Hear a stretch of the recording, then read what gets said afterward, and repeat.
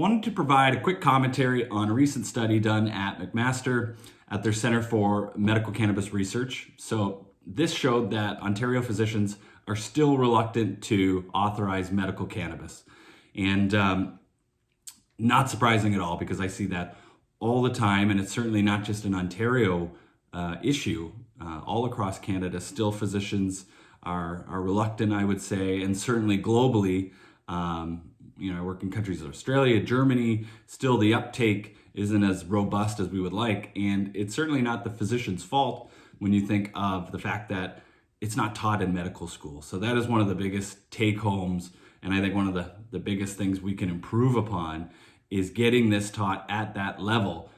It's outrageous to me that the endocannabinoid system or the physiology behind it is not taught at that level. So you can't expect physicians who don't learn that to then be comfortable with it in practice.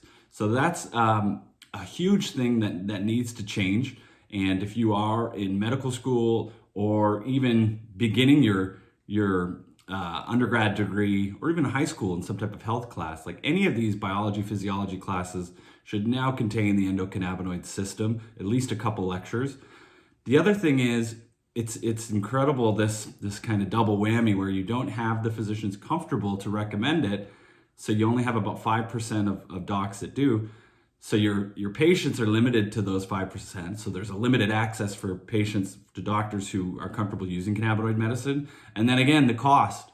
So then with it not being covered, you have limited access and another kind of limited access barrier, cost. So really these patients who require cannabinoid medicine, whether it be for chronic pain disorders, whether it be for sleep disorders, whether it be for more rare conditions like responsive behaviors in dementia or refractory epilepsy, the patients are really at a minus here because you don't have the physicians comfortable and there's no coverage, so cost is a barrier. So just wanted to highlight that kind of double whammy that our patients deal with. And again, that's why the movement for Cover Cannabis exists, because it's unjust and we're going to keep trying to make change.